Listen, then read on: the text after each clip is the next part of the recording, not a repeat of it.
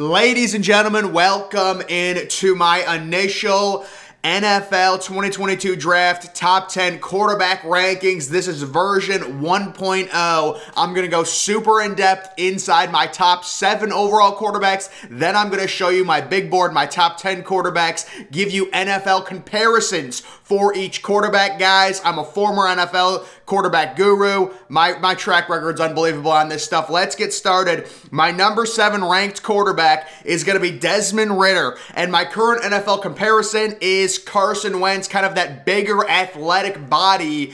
I had seen somewhere in a recent article that people were saying he's the most NFL-ready quarterback. To me, that's crazy. He needs to improve his throwing accuracy. One of the things we didn't see a lot of at Cincinnati was him taking deep shots, throwing the ball down the field. That's not how his offense was set up. We saw him in the big game in the playoffs against Alabama. Cincinnati, we know they were overmatched, but he did only score 6 points. Desmond Ritter, kind of a hybrid guy right now. I definitely think a team, if they fall in love with him, could trade up into the back end of the first round and take him.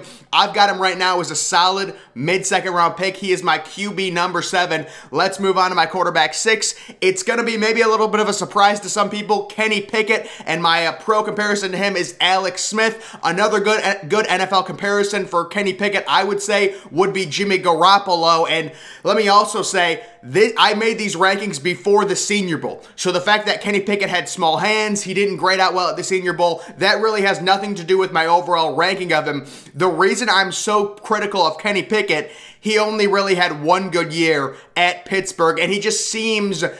It just seems like a situation where people need to find a quarterback 1, and right now he's kind of like the placeholder. He's the placeholder QB1. He's not really athletic. He's not really mobile. He doesn't have an extremely strong arm. He doesn't have one attribute that puts him at the top of any list when comparing these quarterbacks. So right now he is my quarterback 6. I will say I did move him down 1 spot since the Senior Bowl. He was my QB5. I saw his hand size, whatever. I was already not high on him. The guy in front of him that I'm going to talk about graded out way better in the Senior Bowl. We'll have to see what happens with Kenny Pickett. But before the Senior Bowl, Kenny Pickett, pretty much consensus QB1. I think it was more of a thing where there was no one else that was really taking the QB1 spot, so they kind of had to just go with Pickett, and he was getting mocked inside the top 10. I think he will continue to fall. We'll have to see how he does at the Combine, but Kenny Pickett, nothing stands out to me as an elite quarterback. That's why my pro comparison is Alex Smith, just an overall average guy. Number 5 is Malik Willis from Liberty, and my pro comparison, kind of a little bit of a throwback. David Garrard is, if you guys remember him, the Jacksonville Jaguars quarterback. My comparison for Malik Willis had a phenomenal Senior Bowl, rave reviews, people talking about him being quarterback 1. The Pittsburgh Steelers, or there was a report coming out of Pittsburgh that they liked Malik Willis over Kenny Pickett and that they would draft him. Malik Willis is an interesting guy. I think the throwing is a bit of a concern, the accuracy. We saw him in his one big game against Ole Miss not look good. You can say, well, Ole Miss has a lot more talented players than Liberty, but Ole Miss defense still is not very good. I think Malik Willis, similar to Trey Lance, but I think Trey Lance is more athletic. Malik Willis may be a tad more accurate than Trey Lance was coming out of college. Remember, Trey Lance only played 1 game his junior year due to the pandemic. But Malik Willis, my biggest concern, throwing ability. He's an athletic guy. He can run. He's mobile. I like all those things. Definitely better than Kenny Pickett. But his accuracy, kind of like Desmond Ritter, my main concern. He comes in at my QB5, kind of a fringe first round, second round guy. I do think someone will fall in love with him and draft him in the first round, though. Personally, moving on to my QB4, it's going to be Sam Howell. And coming into this year, Sam Howell was my consensus quarterback 1, but you have to go by the tape, and he was just not very impressive at North Carolina. NFL comparison, everybody is using this comparison. It is Baker Mayfield, and the reason it's Baker Mayfield, he can wow you. When you look at all these quarterbacks' tapes, Sam Howell made the best wow throws, like fits it into the tightest spot. He probably has the best overall arm talent just in terms of accuracy in this draft class, but he's just so inconsistent. I was ready for him to have such a big year. He was my QB1, but but his junior year, disappointing. You could say North Carolina lost their 2 running backs. I understand that, but just the inconsistency with Sam Howell is something he'll have to improve upon, and I would be shocked if he was quarterback 1 or quarterback 2 when the draft comes up, just because of his inconsistency in college is just too much. He's a project. He's not a guy I would start. Really, none of these quarterbacks I would want starting week 1. These are guys that maybe by week 6, week 7, I would, insert the role in starting. My philosophy with most rookie quarterbacks, unless you're like, maybe a Trevor Lawrence, I would wait till week 6 or week 7 and then start them the rest. You don't want to kill their confidence by starting them week 1 if they're not ready. So Sam Howell is a guy, right now my quarterback 4, the NFL comparison, Baker Mayfield. You'd want to sit him for a little bit, let him learn the offense, and then maybe towards the end of the season play him a bit.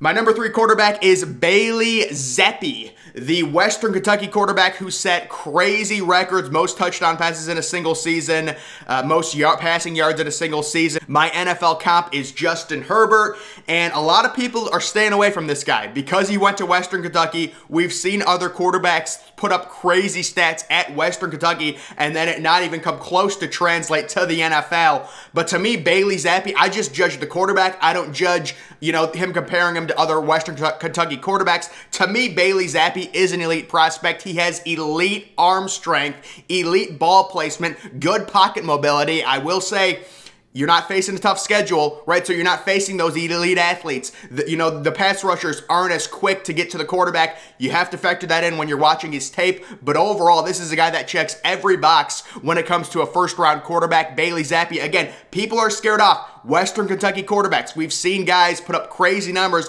and then, get drafted 6th, 7th round, not even make practice squads from Western Kentucky after throwing for 50 touchdown passes. Bailey Zappy, I think, different. He's my QB3 right now in my initial release, comparing him to Justin Herbert. Moving on to my quarterback 2, it's going to be Matt Carrell, who I've got compared to a gunslinger, Matthew Stafford. Now, Matt Carrell kind of had a weird junior year. Many people were expecting him to be in the Heisman race. Really, his rushing ability as a junior stood out to me more than his passing ability, but he does have an extremely strong arm that will play. The arm talent when it comes to the NFL level is there. Matt Carrell, this is a guy, former 5-star prospect, clear arm talent, clear ability. Matthew Stafford, more of a gunslinger type guy. And also, we saw him run the ball very well. A lot of mobility, especially early in his career, should be mobile, should be able to get out of pass rushing situations, things like that. Matt Carrell, based off of arm talent, my QB2, look for him to be kind of a mid-first round pick. Right now, I think that's where he's being mocked in many drafts. And then my quarterback 1, maybe, again, guys, here's the thing. I'm just going to put the best quarterbacks on here. I'm not going to listen to Mel Kiper, Todd McShay, whoever. Those are the same guys that told you Mitch Trubisky is better than Deshaun Watson, right? I'm not going to do that. I'm just going to tell you who are the best quarterbacks when it comes to translating their ability to the NFL. And number 1, it is going to be Carson Strong. And I've got him compared to kind of a little bit of a less mobile Josh Allen. This guy's arm strength out of the University of Nevada is absurd. He has an extremely strong, powerful arm that can translate pretty much anywhere he goes. The accuracy, kind of like Josh Allen, is a little bit of a concern.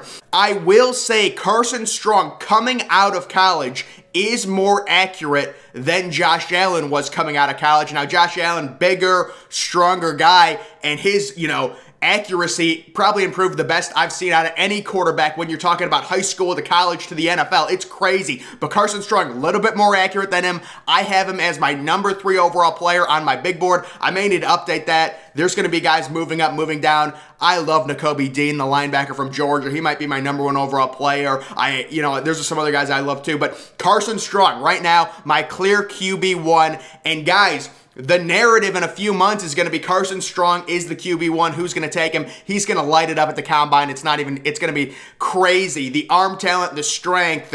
People are going to start comparing him. Smaller school, Wyoming, Josh Allen at Wyoming, Carson Strong at Nevada. There's a clear comparison, but Carson Strong, more accurate coming in to the draft process than Josh Allen was. More accurate. He's smaller, maybe a little less mobile, not as big a body, but Carson Strong is the clear QB1 right now. There's my overall top 7. We're going to go to my big board now. Let me zoom this in.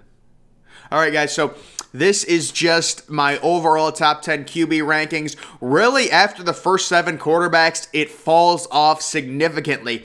I could see 7 QBs going realistically within the first 50 picks, and then after that, normally that's how it is with drafts. Normally a lot of the QBs go early, then there's a big waiting period, and then you start seeing some of these other guys fall. Like a Jack Cohn to me is just a clear backup. A lot of these guys are projects or backups anywhere from QB 8 to QB 12 if I were to rank that many, but this is just my overall current big board as it stands.